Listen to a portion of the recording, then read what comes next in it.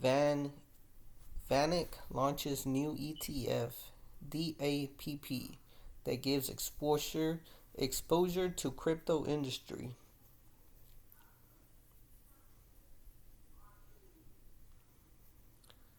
VanEck has launched a new ETF that gives its investors exposure to crypto exchange, mining companies, payments companies, and the broader crypto industry in general. In a press release, the company announced its digital transformation ETF DAPP on the Nasdaq exchange. In the press release, the company said that it believed in the future of digital assets as both a utility and valuable asset class.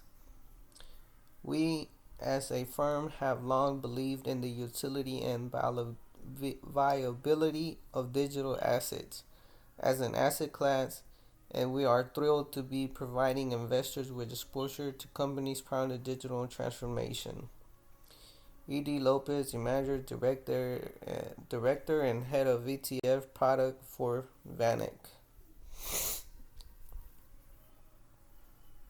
The digitalization of the global economy has been picking up steam for the past several years, and the digital assets mature.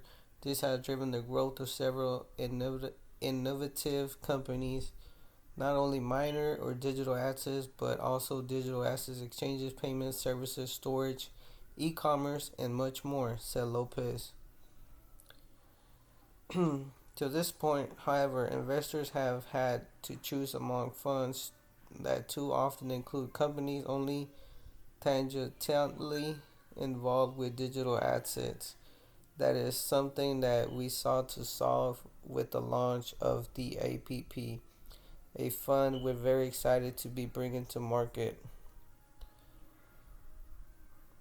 VanEck's press release noted that its new ETF, DAPP, aims to track as closely as possible the price and yield performance of the NVIS Global Digital Assets Equity Index. The index rules based modified capitalization weighted float adjusted index intended to give investors a means of tracking the overall performance of companies involved in digital assets.